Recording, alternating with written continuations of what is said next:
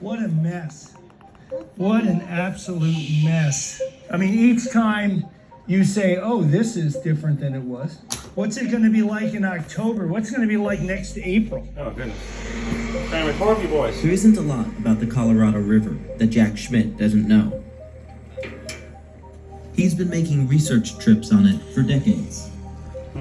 Old Jackie boy. But he's never seen the river this low. Look at this. Yeah, you used to be able to back a truck in here right into the water. Is this new this year, essentially? Yeah, it's happened within the past 6 months. I am stunned by how horrible this is. Oh, man. I can talk. You guys hear what he said? I know you did, Cora. Thank you. Talking to the people on the TikTok. I blanked. That's supposed to have a cool word after that, you know? Imagination. Nothing. Okay, we're good. We're good. I want to draw your attention to the time frame, he said, okay? He's been on the river for years, okay? Like 30 plus years of monitoring, of fishing, of observing. This dude knows what's up. And he's saying he's never, ever seen a drought like this. Guys, look at the recorded history that we know, okay? Look at the wildfires. 4 of California's biggest wildfires happened in the last... Shh. Cora, I'm trying to talk to people. 4 of California's biggest wildfires happened in the last 2 years, I believe. 2 or 3 years. It's a very recent time frame, okay? Boys and girls, the world is changing. It is becoming very caustic. We're having famines, droughts, pestilence, earthquake. What happened in Haiti? 7.3, I think. What's going on in China? Crazy flooding. Germany, crazy flooding. What happened in Florida with the building? Guys, I'm telling you, we are in... Now, this is just me, okay? Do your own research. Take this with a grain of salt. And then come to your own conclusion, okay? Don't ever make a life choice based solely on someone else's input, okay? You should research and deduce on your own what you think is the most viable option, okay? And for me, it is clearly my Lord and Savior, Jesus Christ. Because in this world, it's crazy. Nothing makes sense. The world tells you, go for money. Go for the hot broad. Go for the best job. Go for the fast car. The world tells you you'll be happy when you have that.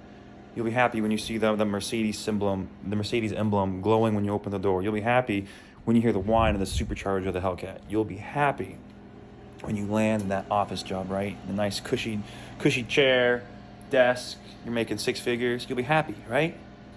The world tells you that if you're a singer, if you're an artist, if you go viral, if your song makes it to the Billboard Top 100, you'll be happy. If you're an artist and you get notoriety or someone famous recognizes your piece and then therefore you become recognizable in the art community, the world says you'll be happy then.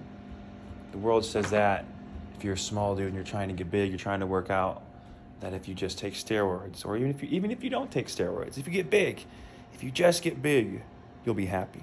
That's what the world says. And my friends, I'm here to tell you, and don't take my word, take the word of so many celebrities, so many rich and famous people who've had it all, and they're still depressed. All right, look at Chester Billingham, dude from Linkin Park, right? Linkin Park had how many #1 songs? Millions and millions of plays and CDs bought, and they were millionaires, okay? One of the best rock bands of all time. Killed himself. There's so many people who are at the top of their game. You can hear all the time in artists and their songs. They're talking about depression. They're talking about all these things they're going through and dealing with. They're not happy. Look up suicide and depression rates among the wealthy community, okay? And then look up suicide and depression rates among the poor community. Guys, drug addiction, mental health, all these crisis things happen. The rich just hide it better, okay? The rich can afford to send their kids off to the $20,000 a month. Ooh, that's hot. Like it's food. They can afford to send them to the $20,000 a month rehab. Maybe not 20, maybe like 5, 10,000. It's a lot. Okay? But the unhappiness is everywhere. The unhappiness has inundated the world. And I'm here to tell you the only way you can find true happiness, the only way you will ever feel complete and content and satisfied with who you are and what you have is when you let Jesus Christ into your life. When you trust him and trust that he has your best interest in mind, and even when bad things happen, that someday soon, all these wrongs will be made right. Friends, you're going to die regardless, okay? And then after that, either we all turn to dust, which I don't think is very plausible, because the whole earth, when you look at it, guys, the whole world screams of a magnificent creator. Just a dog, or even your grass. You know how complex grass is? Okay, like from the root system to the way like it communicates, the way like the bacteria and other funguses have like symbiotic relationships. Guys, you can't tell me this is all an accident.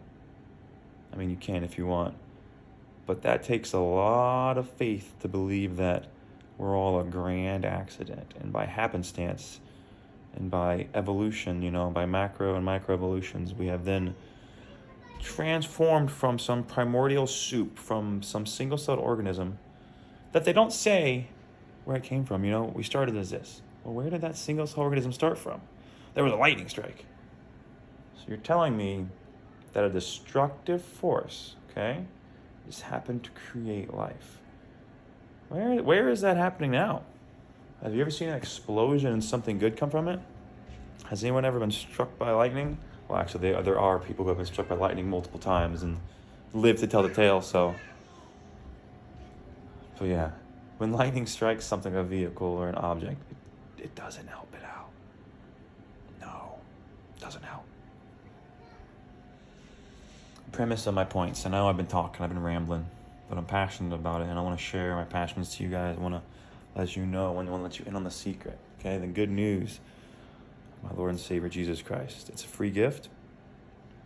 All Jesus asked is that you accept him into your heart, and then you live in a way that glorifies God.